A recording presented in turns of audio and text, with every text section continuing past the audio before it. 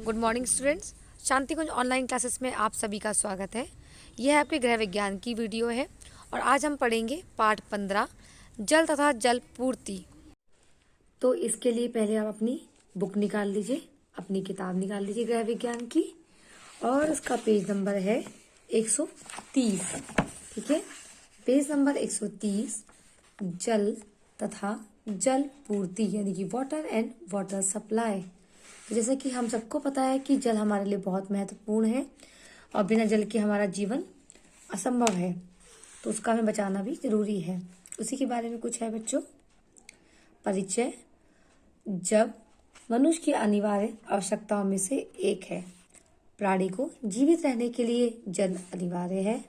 व्यक्ति बिना भोजन के तो कुछ दिन जीवित रह सकता है, किंतु जल के अभाव में तो 45 दिन से ज्यादा दिन रहना असंभव है।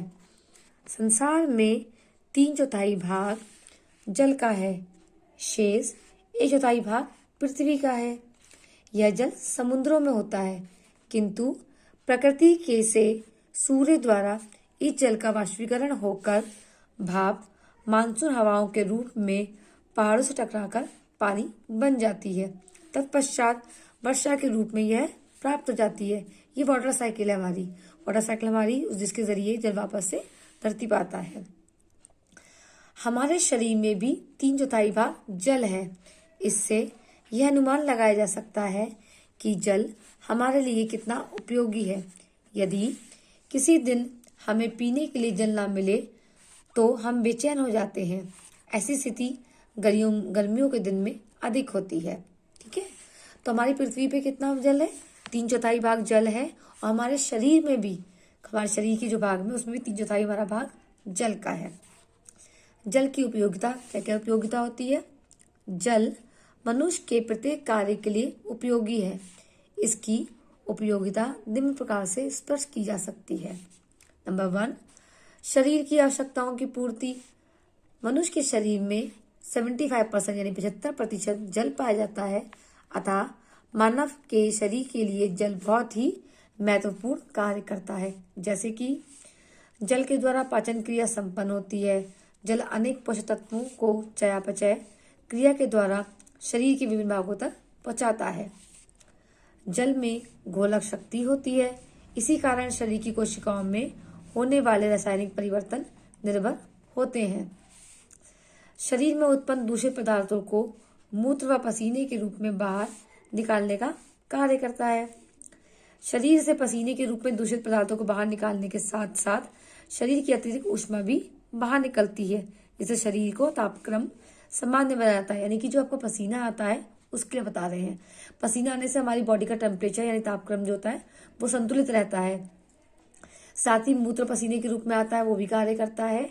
जो हमारा पाचन क्रिया, भोजन हम ग्रहण करते हैं, उसको पचाने में भी ये सहायक होता है। रक्त को तरल बनाने का कार्य भी जल करता है, जिससे रक्त पूरे शरीर में परिभ्रमण करता है। भारी आघातों से भी जल हमारी रक्षा करता है। झिल्लियों के भीतर जल भरा होने के कारण भारी झटकों से रक्षा होती है। जल में तैलीय गुण होने के कारण हड्डियां आपस में रगड़ नहीं खाती, वरना हड्डियां आपस में रगड़ेंगी तो हमें तकलीफ होगी। और हमारा रक्त कैसा होता है? तरल पदार्थ में होता है, तरल रूप में होता है। वह किसकी वजह से होता है? जल की वजह से होता है। यदि भोजन में जल का अभाव हो जाए तो पाचन शक्ति सही काम नहीं करती और कब्ज हो जाता है। यानी कि पूर्ण रूप से जल का होना भी आवश्यक है। अगर नहीं होगा तो कब्ज की परेशानी हो जाती है। दैनिक कार्यों में जल की उपयोगिता। मानव शरीर के लिए ही नहीं अपितु मनुष्य दैनिक कार्य करने के लिए भी जल का बहुत उपयोगी है। जैसे कि जल भोजन बनाने के लिए आवश्यक है। जल वस्त्र धोने के लिए आवश्यक है। घर धोने, शौच इत्यादि स्नान के लिए भी आवश्यक है। पीने के लिए शुद्ध जल आवश्यक है। बर्तन धोने के लिए, गर्मियों में कूलर में डालने के लिए भी जल आवश्यक है। तो ये तो नॉर्मली आपको पता है, घर में हम यूज करते हैं। अब है सामुदायिक कार्यों में जल की उपयोगिता। सामुदायिक कार्यों में जल की उपयोगिता निम्नलिखित है। जैसे कि खेती जल के द्वारा ही संभव है। बाग बगीचे में पेड़ पौधे जल से ही पनपते हैं। सार्वजनिक शौचालय, नालियां इत्यादि जल के द्वारा ही साफ की जाती है। जल से ही विद्युत शक्ति व वाष्प शक्ति उत्पन्न की जाती है। ये सब हमको मालूम है कि खेती में और हमारे पेड़ पौधे जो होते हैं उनमें अगर जल ना पड़े तो वे मुरझा जाएंगे और खत्म हो जाएंगे। इसी प्रकार नालियाँ होती हैं, शौचालय होते हैं, उन्हें साफ करने की जरूरत पड़ती है। और सबको पता है हाइड्रो इलेक्ट्रिसिटी यानी कि जो हमारी पानी से जो हमारी इलेक्ट्रिसिटी बनती है उसमें भी जल की जरूरत पड़ती है। इस प्रकार जल हमारे जीवन में बहुत ही उपयोगी है।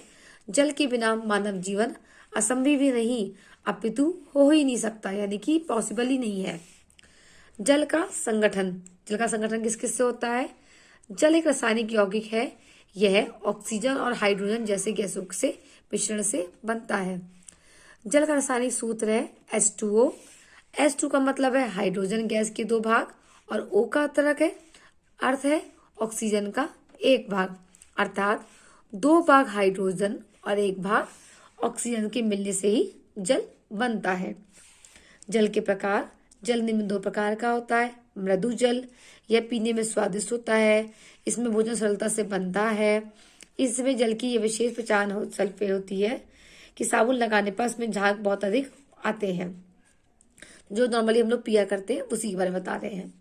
कठोर जल, यह जल सुपाच्य नहीं होता क्योंकि इस जल में कैल्शियम, सोडियम, मैग्नीशियम व कार्बोनेट तथा सल्फेट लवण घुले रहते हैं। इस जल में भोजन सही नहीं बनता है। पानी में भी झाग कम होते हैं, इसे कठोर जल कहते हैं। झाग भी नहीं बनते हैं और खाना भी बनाने में परेशानी होती है। और जल की कठोरता 2 प्रकार की होती है। कठोर जल को 2 प्रकार में बांटा गया है। अस्थायी कठोरता, यानी कि अस्थायी जल की कठोरता को उबालकर छानकर दूर किया जा सकता है, क्योंकि अस्थायी यानी वो जा सकती है। स्थायी कठोरता, स्थायी जल की कठोरता मात्र उबालने से दूर नहीं होती बल्कि अनेक प्रकार के रासायनिक पदार्थों को मिलाकर दूर की जाती है। ठीक है, तो बच्चों आज की क्लास में हम इतना ही पढ़ेंगे। ओके, आज की वीडियो हमारा इतना ही होगा। नेक्स्ट वीडियो में मैं इसके आगे का लेसन आपको पढ़ाऊंगी। आपका होमवर्क होगा कि जल की उपयोगिता जैसे कि यहाँ पर लिखी हुई है, उसके अलावा भी आप दैनिक जीवन में किस प्रकार से जल का उपयोग करते हैं वो पॉइंट्स आप अपनी कॉपी में लिखेंगे। ठीक है, और जल के प्रकार में से मृदु जल है और कठोर जल, तो मृदु जल कहाँ से मिलता है और कठोर जल किस प्रकार से कहाँ से प्राप्त होता है, इसके बारे में आप लिखेंगे, आप अपना ढूंढेंगे। ठीक है, तो आज की क्लास वीडियो में बस बच्चों इतना ही। नेक्स्ट वीडियो में हम लोग आगे का पढ़ेंगे। तो तब तक के लिए बाय बाय।